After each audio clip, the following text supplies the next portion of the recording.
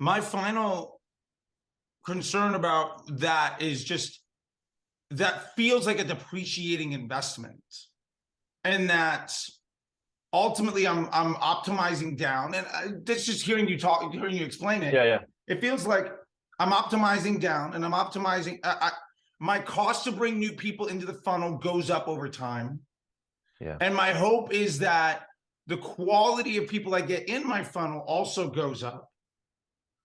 But one of my concerns is at some point, we're going to reach an inflection point where the cost of inventory rises while the conversion rate rises, but it means that it ultimately becomes the cost benefit analysis of getting a sales call booked. Yeah. Ultimately gets to be undesirable, because in that scenario that you described, we're basically accepting that our net cost of advertising will more or less increase, even at a small rate, over time.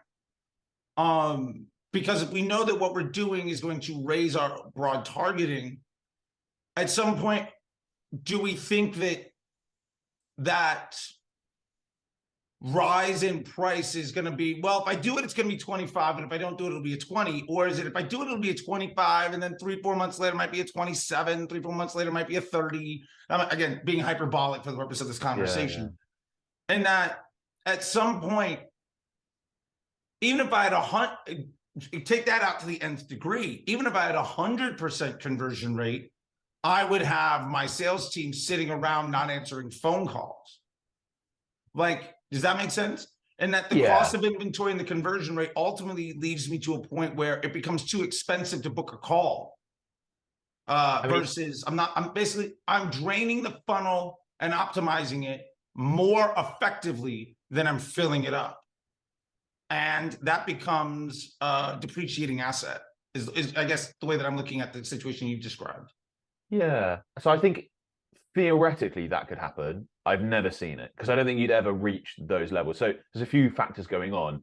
Firstly, your audience is going to, depending on your other marketing efforts, if we're talking about retargeting specifically, that audience is going to refresh itself to some extent. There's going to be ins and outs. So that helps prolong that. And also, I don't think we'd ever say reach a saturation point or get to the point where our retargeting audience was a large enough proportion of the overall target market where it then continues to just see the other cold audience targeting prices go up and up. Like, we just never really get there. And if we did, unless it was something really, really specific, I think the business would have generated so many leads and so much business that would be sort of a, we've milked this one dry kind of effect, and we need to come up with a whole new offer anyway. So I understand the logic in theory. I would say we've not experienced that. We've not hit that critical mass to get to that point. I got you. Yeah. And I agree the critical mass there is probably going to be tough. I guess my point is that if we run retargeting, our broad targeting will go up in price. Eventually, we're just having our open targeting go up over time, no matter what. And if our retargeting audience is always 5,000 people, and our cost to fill it rises every couple of weeks, every couple of months, every year, the efficiency within that retargeting to close somebody has to get better and better and better, or I'm going to basically price myself out of the market. I think that's more of the point that I think I'm trying to get to, the way that I'm looking at this. Yeah. So if I give an example business, the way I would sort of think about that, if I think of the businesses where I'm like, okay, we really need the retargeting, this is going to be really important, they're nearly always going to have very high average customer values. Like, we will retarget as well with other types of businesses, but where I think the ones that are like, okay, we need this because no one's going to commit to a $30,000 service if they haven't had those exposures. So I think what we typically find with those businesses is that the cost of customer acquisition, actually, the advertising cost as a proportion of what they generate is relatively small. Sure. And they may spend more on a sales team to get in fact, often will, if they pay on commissions or whatever, than it was to generate the equivalent leads that were necessary to generate that sale. So, even if we had what you're describing, and let's say over, the next, I'm trying to give a somewhat realistic time frame. It's even over the next 5 years. If we say the CPMs year over year are going to rise, if we're going to assume the statement that I see all the time that, well, cost on advertising just goes up on Facebook every year. Yeah. I don't think we would see a large enough percentage increase for those sorts of businesses where it would be like a deal breaker. Got Whereas it. I think a lot of those you might need to 10x your lead cost in order for them to be like, we can't do this anymore. Okay.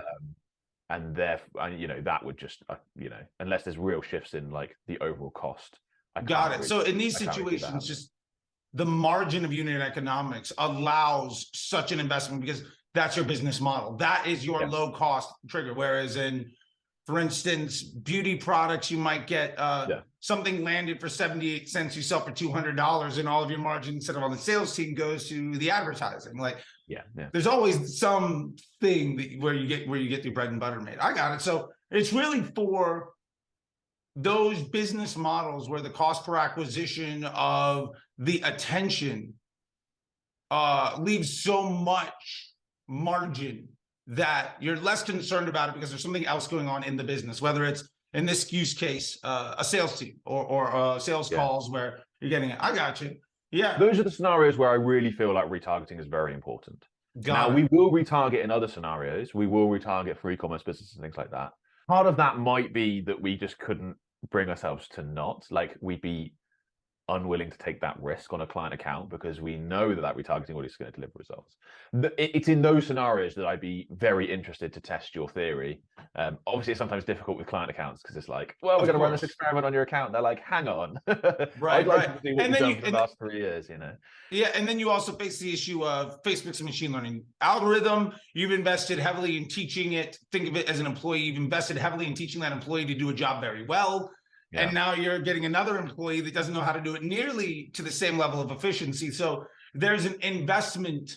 And if we assume the cost rising, this scenario where it potentially could be a depreciating investment, but that's okay because the margin is large enough, the requirement it would take to invest and develop the appreciating asset that goes up in value might be, you know, you might not have the clients around long enough or get them to buy into like, let's change everything.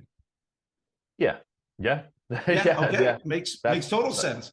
And that's why I love it, because I think what you're talking about is a real agency scenario, or when you're doing it for somebody, or even marketers doing it for themselves.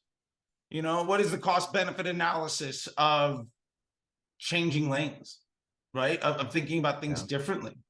And you know, that's one of the big things that I see is when I tell people, you know, and I'm interested to hear about top of funnel stuff too, but when I get to people to broad targeting only, you know, one of the things I see people do all the time, it's a big mistake, is they just turn off everything they have and they run broad and they're like, well, this is way less efficient.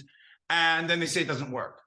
And the reason two things. One, like we're talking about training the machine to do the job really well. But two, I think the way that people measure their results is, I find that people do that in a way that is fairly flawed, and that I don't know, most marketers I talk to don't look at the incremental lift of their advertising.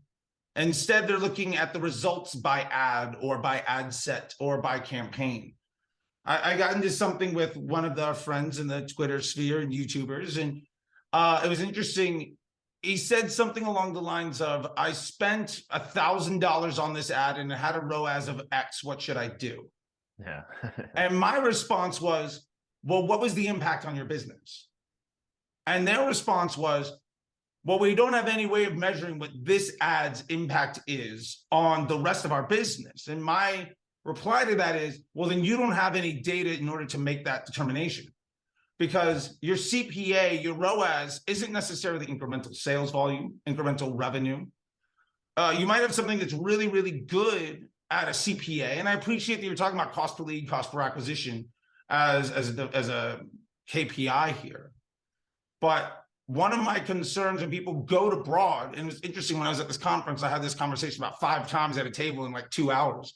I was like, literally one person sat down, the next person asked the same question, and I sort of like on a carousel said the same thing over and over again, which is great, you know? They said, well, it doesn't work, but my business is doing great if I could only figure out Facebook. And my response to them was, you went broad. Facebook said you made, let's be hyperbolic, no sales, but your revenue keeps going up. What's happening to your search? What's happening to your organic traffic? What's happening to your email open rates and value per email when you're running broad, where you're asking Facebook to amplify your business instead of deliver you direct results? And almost to the person, let's say to the man, but there's more women actually asking that question than men, which was exciting to talk to more and more people about this. But almost every one of them said that going that route ultimately they noticed a lift in revenue in their business, even though Facebook looked worse. Mm-hmm. And I'm curious with, I've seen more about ad options and retargeting, and I get it too. I'm looking at your YouTube and Instagram stuff, so you're getting the things that you're teaching out because we're also trying to get attention. So with that being said, I'm curious about how you feel about targeting options or the funnel, or more importantly, how you're measuring the results of the work that you're doing. Instead, is it just purely on a cost per action basis, or are you measuring it against the impact of the entire business? I think that's one of those things that is probably one of the harder things that you have to deal with when you have an agency running stuff for clients, is that I will actually take quite a different approach for my own marketing than we will for our clients, because I will take more of what you described, a longer term approach. What is this doing overall? How are we doing overall? Not necessarily tracking every little thing. And, if I'm running ads for my own services or whatever, I'm not necessarily, okay, I'm trying to track through every single, oh, I ran a retargeting ad and it got me this many new leads. But okay, yeah, but if we just compare this month to when I was running the ads to last month when I wasn't, we're up significantly more, which is exactly what you described. Very hard to do with a lot of clients. Clients just aren't going to, I think actually a lot of clients just won't believe you. They'll sort of think that you're trying to over exaggerate the results you're delivering. So when we are running for clients, we are going to be more focused on the specific, how many leads do we generate? What did they cost? How many sales did we generate? What did they cost? And I would like to take a longer term approach. And some of them are okay with that, but not all. The best case scenario often is that you start off being like, look, we got you a 30% improvement in your ROAS. And you work with them on that basis for a year, and then they start trusting you a little bit more. But yeah, so I think that's a division. I often have this come up with like my video editors when I'm sort of creating videos, and they'll often want to use like snippets of some things that I do marketing my own business in like videos. And I say, oh, can we use this? And I'm like, well, the only thing is that's likely to pay off in 2 to 3 years time. And I'm not sure that many people are that interested in finding out about stuff that's going to pay off. For me, I'm happy to do that with my own business. But as if I'm like, teaching it or showing clients, not everyone's got that patience. So I completely agree. But yeah, it's just a different setup, I think, sometimes you have to do to keep people happy. I got you. So it's more of a client education issue. Like if we could get it, more people to appreciate that what we're trying to do is, instead of taking credit for a larger piece of the pie, make the pie bigger. Yeah. And if they believe you, great. Yeah, exactly. Yeah. And I think it's interesting that, I've seen some people present reporting that makes this fairly straightforward. And I've seen other people that are very much focused and very much insist that what they need to do is spend X at X ROAS so that they can get more money. And that's their definition of success. And so what I'm hearing, phrase a different way, and let me see if you agree, is that you might have to say the definition of success is spend X money at X ROAS because that's the client need. But you as the marketer appreciate that ultimately that's not the biggest version of a goal. That's not really where you would like to go if you could get them to buy in for the whole way.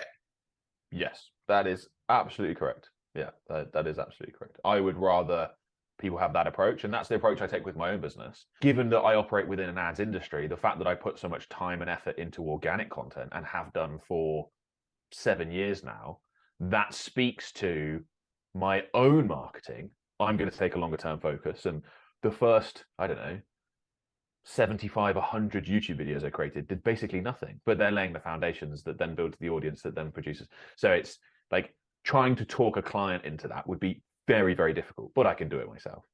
So yeah, we have clients that are absolutely insistent on every single sale being attributed to one platform, because they'll be running multiple stuff and they want to know exactly where it comes from. And I often try and have to tell them, like, okay, imagine this scenario. Someone sees a Facebook ad, they click on it. 3 days later, they remember the name, they Google it. They go in, they're about to purchase, they don't manage it because they're waiting in line. A couple of days later, they see a display ad on YouTube. They click on that and they come to, and you could just keep going down the line Of on course. things that they do. And it's like, who gets that sale, right? Like what platform? Well, they probably all had a hand in making that thing happen. But there are those that just want to, they want it one because they want to be able to take a look at all the various agencies or departments within their company that are doing things and go, you're producing this and you're costing this, and you're producing this and you're costing this. But like with any business, any positive profile raising of the company, the brand, or the main, let's say it's like a person-led company, the personal brand of that person is going to deliver massive returns over time. But yeah, as I said, not many people have that approach.